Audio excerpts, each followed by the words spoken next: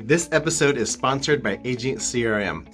If you're in sales and tired of paying 3, 4, or 5 different companies for your email, CRM, funnels, phone, follow-up automation, check out Agent CRM. It's an all-in-one tool that combines all that you need to reach out, nurture, and close your clients. They've got weekly support calls so you can get up and running in no time. Get a free 14-day trial by going to the link below in the show notes.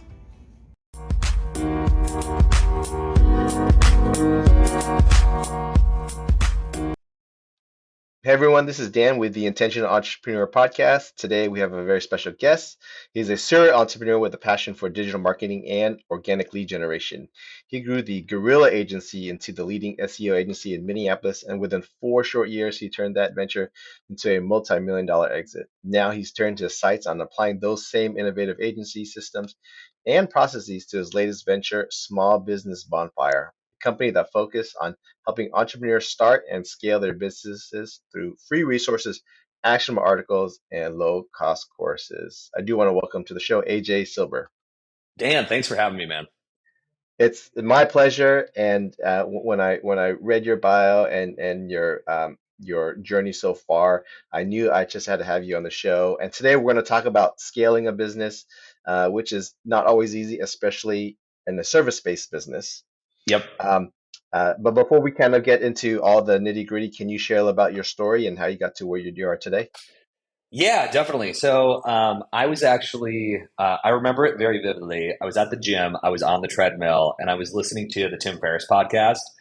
And he had a marketing consultant on the show, and I don't remember who it was exactly, but he said that he was making $3,000 an hour, and I was like, "Gosh, $3,000 an hour? That's insane, right?" Mm-hmm. So I was like, thinking to myself, I was like, I'm going to be a marketing consultant. That's what I'm going to do. So the next day, I kind of went out and I started kind of putting together a website and a proposal like on what I'm going to do, and kind of sparsing together kind of a one-page business plan. And I started telling kind of my network at the time that I was going to go into marketing consulting, and then a few kind of projects, again, kind of came in through my network and landed, essentially on my lap. So. One of those was 612 Brew, which is a brewery kind of down the street from our house at the time. I knew the owner, and so I went over to kind of chat with him, and he wanted me to do social media marketing services. I had never done social media before, but I was like, hell yeah, I'm your guy. You know what I mean?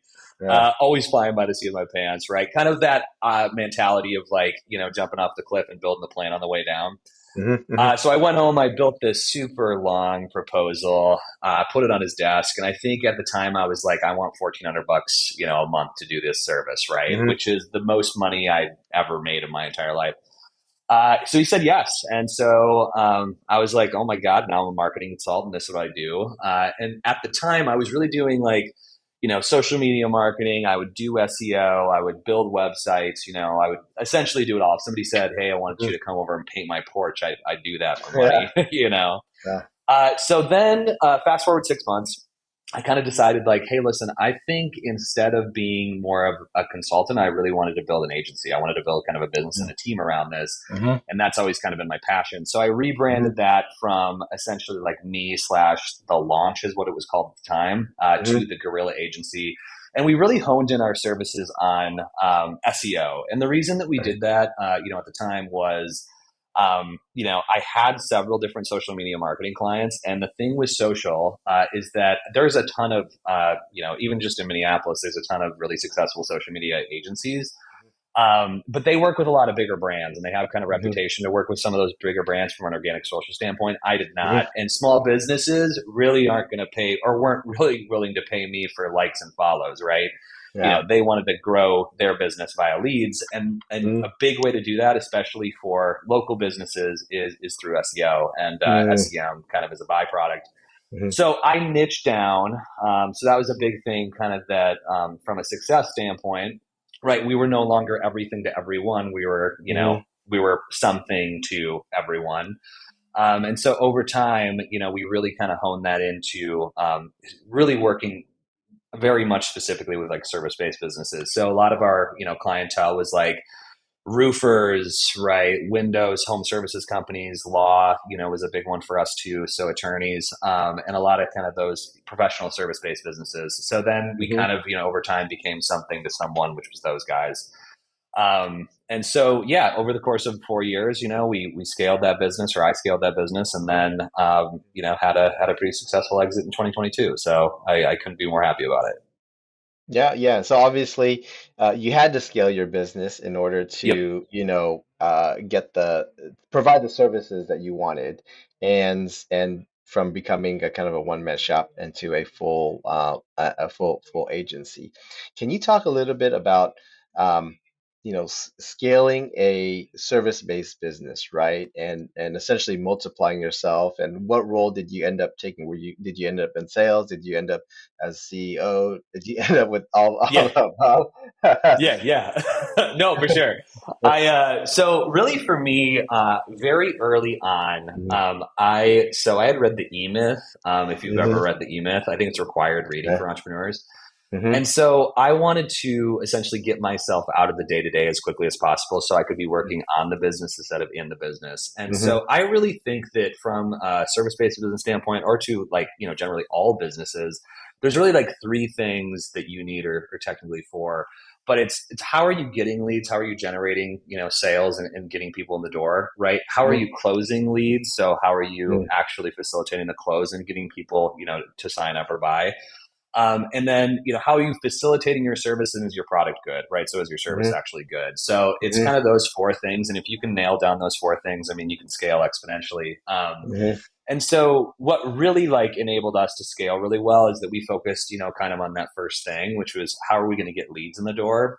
And mhm, so as an mhm, SEO agency, one of the things that I knew early on is like, okay, we have to be pretty badass at the service that we provide our clients, right? And mhm, that mhm, actually, so I'm pretty sure, I haven't done it in a while, but ever since I left the business, or kind of scooted out of it, mhm, I used to, and I think still do, rank for Minneapolis SEO. So like mhm, that's a very highly searched term. So Minneapolis SEO Minneapolis best SEO agency. So actually we show up, showed up, I think still do again, in the map pack and organically, in position number one. So we would get calls all the time and they'd be like, okay, out of the people who do this, you're mhm, the best at doing this, at least locally.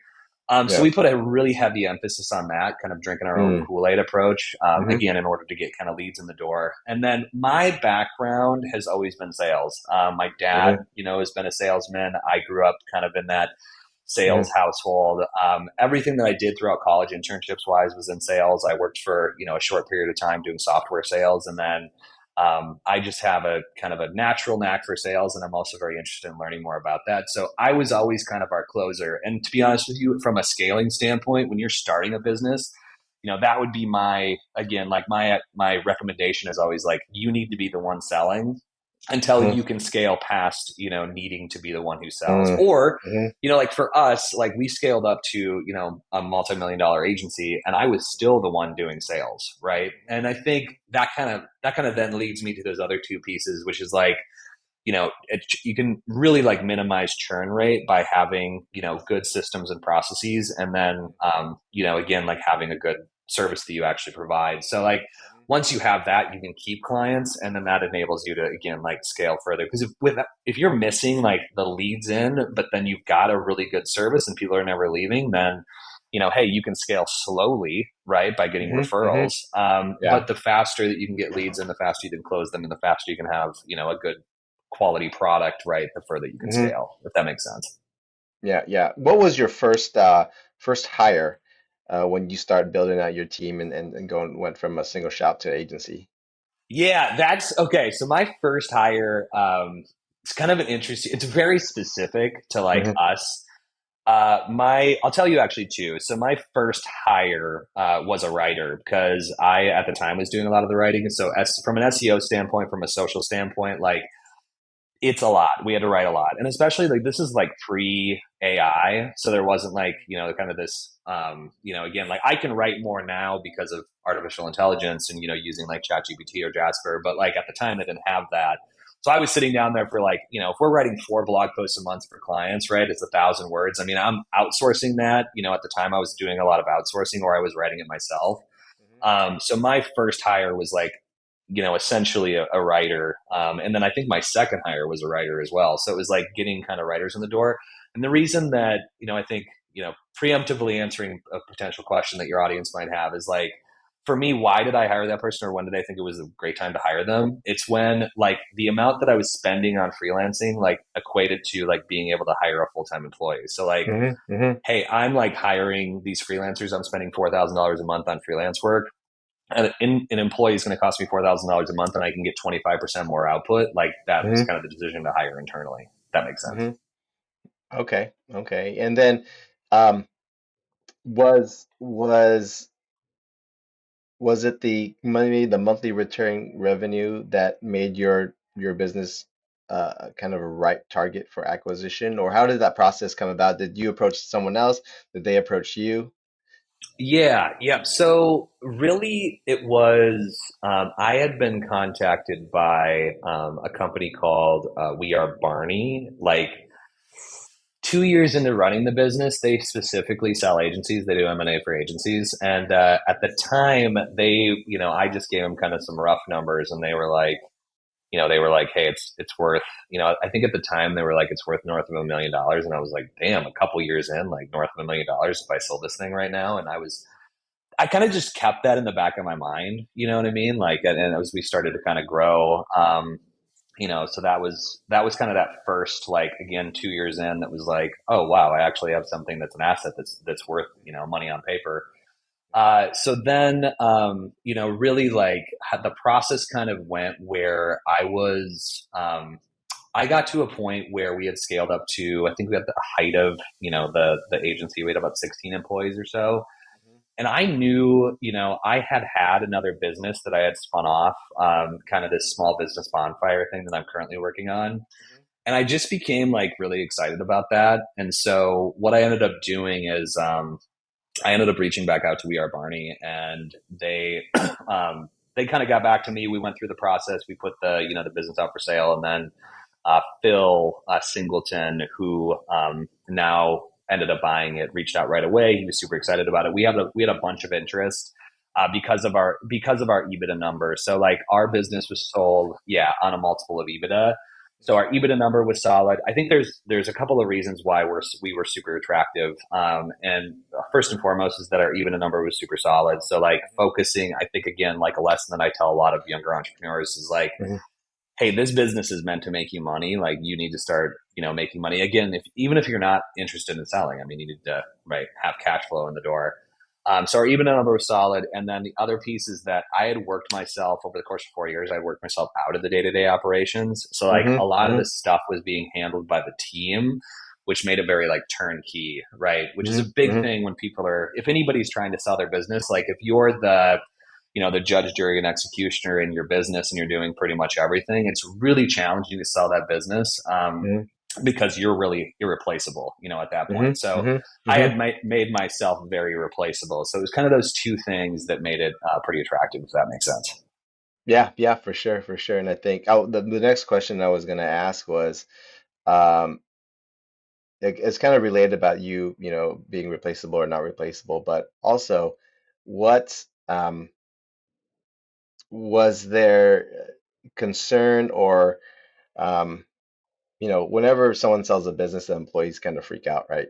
It's Yeah. like, yeah, right. And then also, they're going to keep their jobs. Was it, was the new buyer successfully able to kind of have everyone keep their jobs, or was it an existing agency that purchased only for the purpose of just acquiring, the clients, Yeah, I'll answer this one in kind of an interesting way. right? So I had worked with Phil a lot, Mm, throughout kind of the process, right? Because mm-hmm, when you sell a business, and I don't know how many people know that, how many people know this, that are looking to sell, or mm-hmm, entrepreneurs generally speaking, but it takes a while. It takes like, mm-hmm, I mean, it took us probably 6 or 7, I think it was like 6 or 7 months from start to finish, which seems like an eternity, you know what I mean, when you're kind of going through the process. But throughout that time, I think one of my like core values was, again, like communication and in the team, and making sure that the team is going to be like happy and excited about it. So Phil really like convinced me throughout that time, kind of showed me his, again, his like moral compass and where he, how he Mm-hmm. runs his organization. And I got like extraordinarily lucky because not only is like Phil kind of a master at like what he does in terms of like running an agency, he's been doing it for like 15 years. He's great at SEO, but then he also is just a really great guy. And so like it kind of like again, I could have sold to anyone and it might have turned out differently, right? If I had sold to somebody who was like kind of an asshole. But Phil was just an all around like perfect guy, to purchase the company. So I kind of knew that the employees would be in really good hands with him, if that makes sense, like throughout that 6 month Yeah, process. yeah, yeah. Um, how important is it to have standard operating procedures, especially in the context of selling a business? Oh, essential. Yeah. I mean, like Mm, that was so like I think the biggest thing, it's actually funny and I'll go on a little bit of a tangent, but when I was first starting, so I had started two I call them failed software companies, but there was a lot of like learning that went into it. And so both of them were equity based trades for kind of software as a service. So like I would be the business side. I thought of the idea. Here's how we're going to run it. Here's how we're going to do it. And then I would have kind of a technical co-founder. hmm Both times didn't work out. That's a whole nother podcast. But with those, I remember specifically kind of building out some initial SOPs. They sucked, and learning about the importance of SOPs and from a mentor. And so I took some of those learnings again into starting this new business. hmm And so I think that they're again like I think that outside of like having a service and being gritty and like you know what I mean, like beating down the door to like get things off the ground. Like I think that SOPs are probably the most essential thing because like as an entrepreneur like being able to I think like now with the benefit of hindsight it's like I will start every company from now on like by doing probably like part of the process at least initially hmm when we're like getting things off the ground unless I hmm like acquire an existing company but I will like create a very detailed SOP and then I will hire somebody who isn't as skilled, isn't somebody who's super hmm skilled, and then I will show them how to do it. And you can save a hmm ton of money that way. You can hire go getters as opposed to people hmm that we just ran into like issues, throughout the tenure of the company of like hiring people who are really skilled and having to be super lazy. You know what I hmm mean? Like, hmm oh, I'm hmm like worth 150 grand. I don't have to come into work today yet, that kind of thing. hmm But like, I love the idea of hiring, people who have a fire lit under them and are hmm interested in kind of getting after it, and then showing them hmm how to do something and being like, this is exactly how to do it with a SOP. hmm hmm And then your business becomes like McDonald's because that's the goal, right? Like you get the same thing every single time. So hmm I think they're absolutely essential.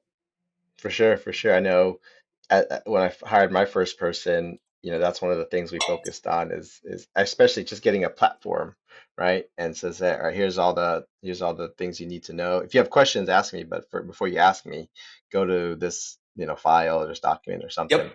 and watch it through and try it yourself. Did you have to stay on and consult the new owner for a little bit after you sold? Yep.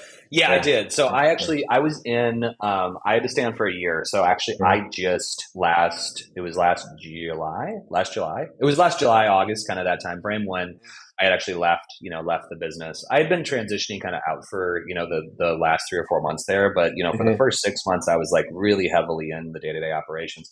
And I think like for me, it was really essential to like, not only was that like I was contractually obligated to stick around Mhm. for a year, Mhm. and be available. I'm still like available. You know what I mean? Like if he Yeah. called me, like right now I wouldn't answer it. But if he called me after the show, Yeah. I'd be like, hey man, what's up? And if he had a question, like Yeah. I handled an issue, even a couple of weeks ago. That I don't Yeah. have to do contractually anymore. Mhm.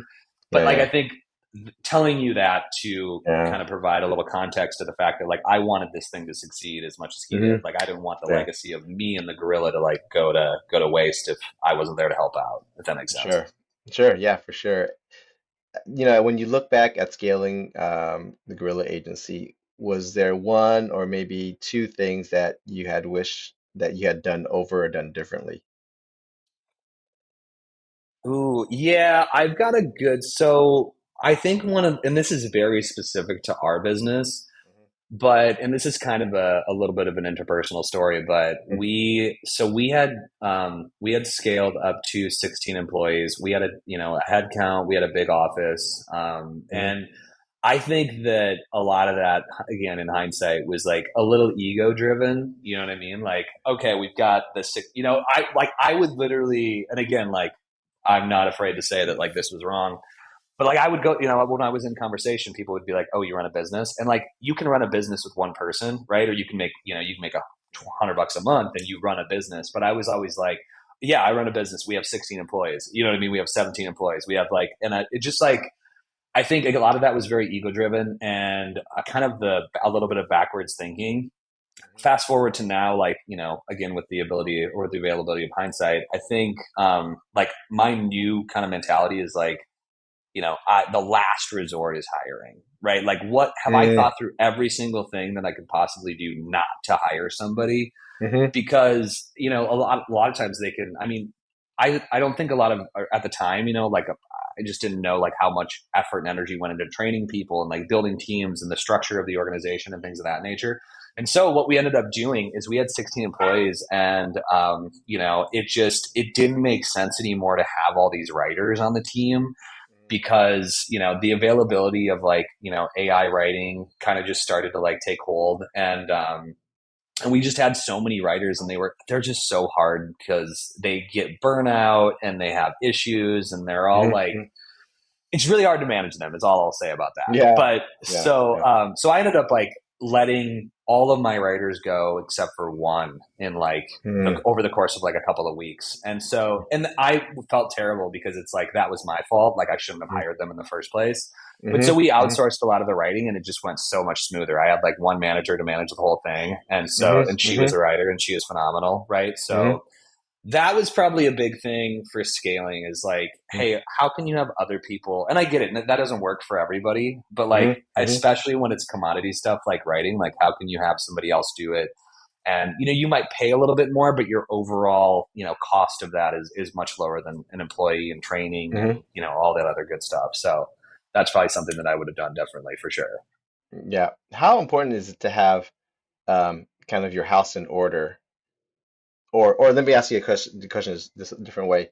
As you thought about selling your business, was there any kind of cleanup that you had to do, whether it's, your finances or in-house, that you kind of had to make it attractive for for the uh, for the purchaser? Yeah, okay. So this one actually, again, like connecting the dots, looking backwards. The short answer is no, but the longer answer is that I was very fortunate enough to. So I went to the University of St. Thomas. I did their entrepreneurship program, and one of the things that like I felt like every professor like would always say is like, hey, if you're going to be an entrepreneur, like there's two things you need. One's a great accountant, and one's a great attorney.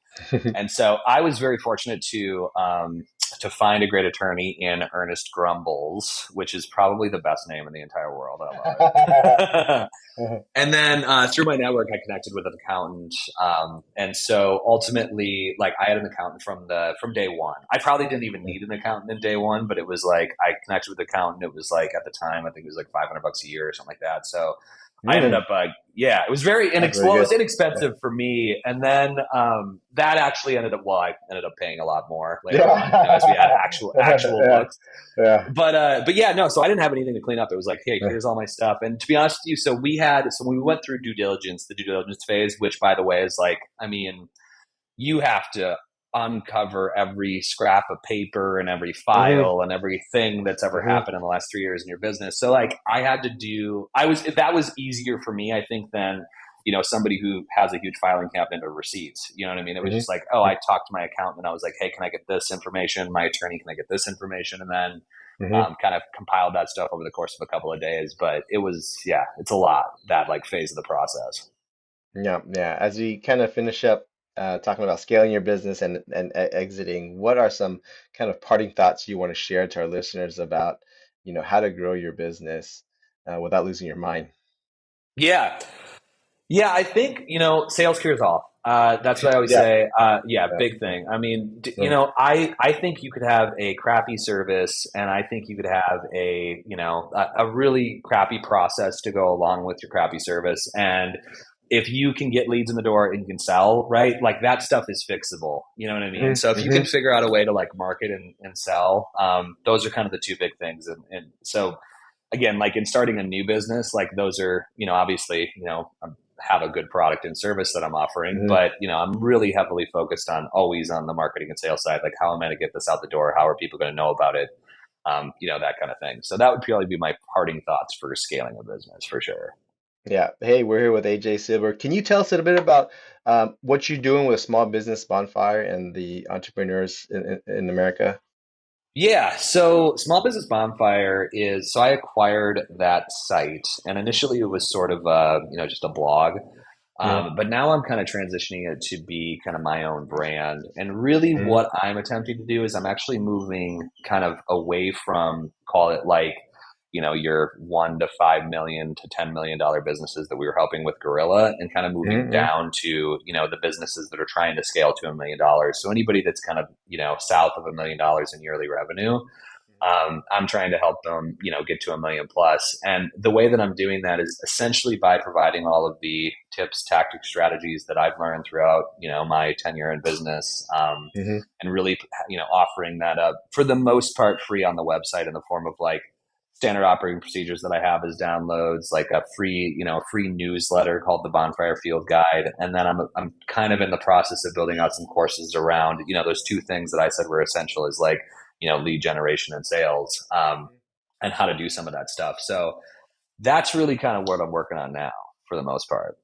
Okay, okay. And what's the website for that if our listeners want to check it out? Yep. It's smallbusinessbonfire.com. Okay, all right. So, hey, we'll put that link in the show notes. And if our listeners want to get in contact with you, what's the best way? Best way is through LinkedIn. Right now, man, Okay. I'm on LinkedIn every single day. I'm actually Hmm. growing my presence on LinkedIn, so I'm posting, Hmm. 6 times a week. So the best way is to connect with me on LinkedIn and message me through the platform. All right, AJ Silber with Small Business Bonfire. Before you go, we're going to go into the rapid fire lightning round. Are you ready? I am ready, man. Okay. Who do you look up to? Ooh, I look up to my wife. All right. What's the best business advice you've ever received? Oh, that's a tough one. Constantly be learning, I think, is probably the Mhm. best business advice I've ever received. All right. What is your favorite business book? The E Myth. All right. Um, are you familiar with the term three feet from gold? No, I'm not. Oh my God, Okay. what is that? All right, so it's kind of a parable. So the story is the prospector hears there's gold in them hills. So he buys the land, he buys the equipment, he digs, digs, digs, digs, digs, doesn't hit any gold. He sells it to the next guy, and the next guy only digs 3 feet and it hits a huge vein of gold. So the question as an entrepreneur is how do you know when you might just be 3 feet from gold or when to pivot in your business?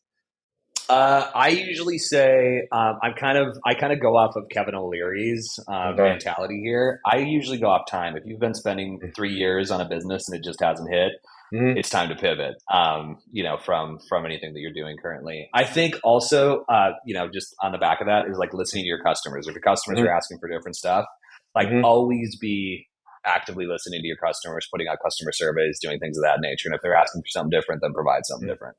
Okay, and if anyone who listens to Shark Tank, they're gonna ask this question. If you got to pivot, do you take it behind the barn? Yep, that's exactly right, man. Take Yeah, it behind the okay. barn and Fine. shoot. What is the best thing you spent $100 or less on that has improved your personal life or business life? Sax underwear. Oh my god, man. The Okay. the best underwear. They're like $30 a pair, but definitely worth it. My closet's like full of Sax. All right. Um, if you could do one thing over again, what would it be? I would start sooner. That's probably what I would do. I went to college. I partied and hung out, and I did some stuff, but I think I would have started sooner probably. Mhm. Um, what's the biggest challenge in your business today? Right now I'm trying to, I think part of my business is also building my personal brand. Mm-hmm. So a lot of that I'm doing on LinkedIn, and Hmm. kind of Hmm. organically through social. So I think Hmm. it's just, again, creating content constantly on a daily basis. And then, Hmm. a little bit of it's the algorithm. So I'd say Hmm. the biggest issue right now is the algorithm. All right. Last question is, you lose everything in your business. The only thing you have is your laptop, cell phone, and your internet connection. How do you rebuild your business in 30 days? Ooh, I would do the exact same thing that I'm currently doing. You know what I mean? I would Hmm. build a Yeah. website. I'd probably use Squarespace, because that's a pretty Hmm. easy platform to build a Hmm. website. I'd build another website. I would launch an email newsletter, and then I would Hmm. go beat the street on LinkedIn, man.